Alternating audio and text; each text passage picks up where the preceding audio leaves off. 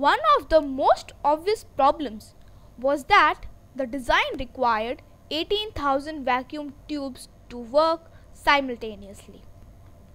Vacuum tubes were so notoriously unreliable that even 20 years later, many neighborhood drug stores provided a tube tester that allowed homeowners to bring in the vacuum tubes of their television sets and determine which one of the tubes was causing their TV to fail. And television sets only incorporated about 30 vacuum tubes. The device that used the largest number of vacuum tubes was an electric organ. It incorporated 160 tubes. The idea that 18,000 tubes could function together was considered so unlikely that the dominant vacuum tube supplier of the day, RCA, refused to join the project but did supply vacuum tubes in the interest of wartime cooperation. Eckert solved the tube reliability problem through extremely careful circuit design.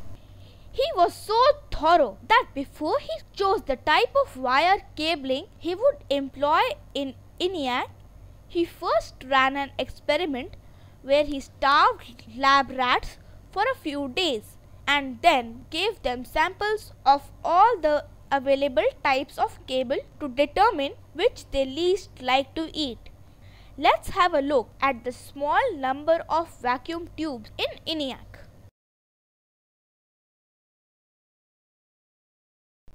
These are only some of the vacuum tubes of ENIAC. Replacing a bad tube meant checking among ENIAC's 18,000 possibilities.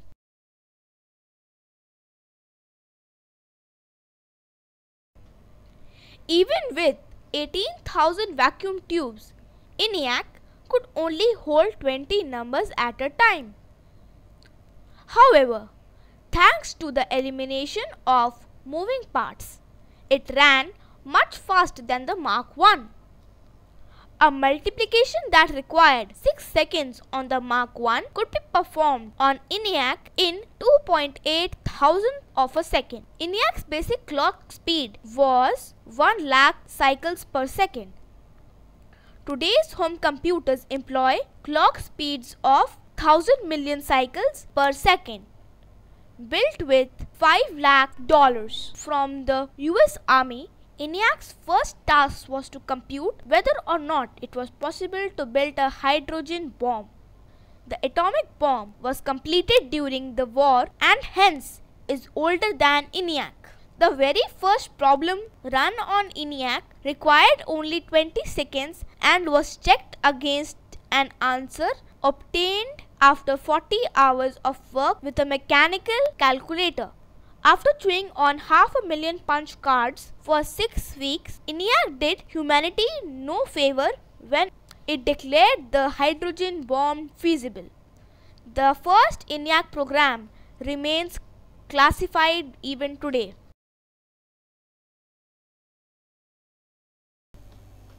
Once ENIAC was finished and approved worthy of the cost of its development, its designers set about to eliminate the obnoxious fact that reprogramming the computer required a physical modification of all the patch cords and switches. It took days to change ENIAC's program. Eckert and Mauchly next teamed up with the mathematician John von Neumann to design EDVAC, which pioneered the stored program. Because he was the first to publish a description of this new computer, von Neumann is often wrongly credited with the realization that the program, that is the sequence of computation steps, could be represented electronically just as the data was. But this major breakthrough can be found in Eckert's notes long before he ever started working with von Neumann. After ENIAC and EDVAC came other computers with humorous names such as ELIAC, Johnniac, and of course Maniac.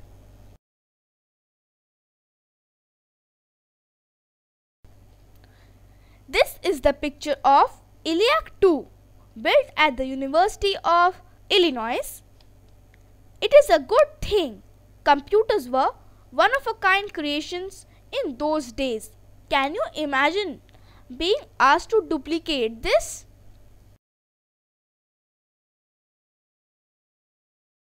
Johnniac was a reference to John von Neumann, who was unquestionably a genius. At age 6, he could tell jokes in classical Greek. By 8, he was doing calculus. He could recite books he had read years earlier word for word. He could read a page of the phone directory and then recite it backwards. On one occasion, it took von Neumann only 6 minutes to solve a problem in his head that another professor had spent hours on using a mechanical calculator. Von Neumann is perhaps the most famous, or maybe infamous, as the man who worked out the complicated method needed to detonate an atomic bomb. Once the computer's program was represented electronically, modifications to that program could happen as fast as the computer could compute. In fact, computer programs could now modify themselves while they ran. Such programs are called self-modifying programs. This introduced a new way for a program to fail. Faulty logic in the program could cause it to damage itself. This is one source of the general protection fault famous in MS-DOS and the blue screen of death famous in Windows.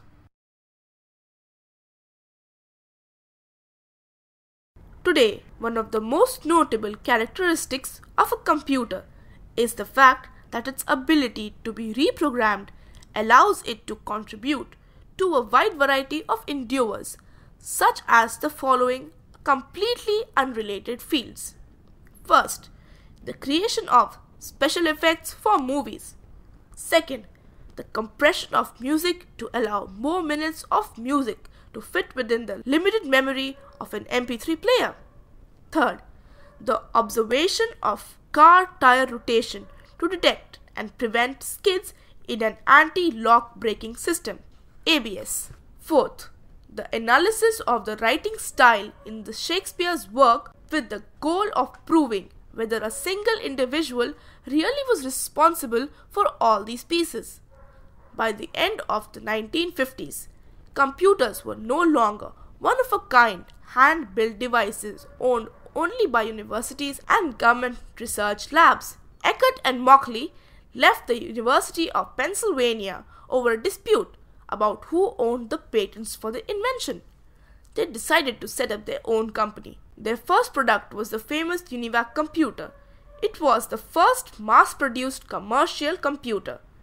In the 50s, UNIVAC, a contraction of Universal Automatic Computer, was the household word for computer, just as Kleenex is for tissue. The first UNIVAC was sold appropriately enough to the Census Bureau. UNIVAC was also the first computer to employ magnetic tape. Many people still confuse a picture of a reel-to-reel tape recorder with a picture of a mainframe computer.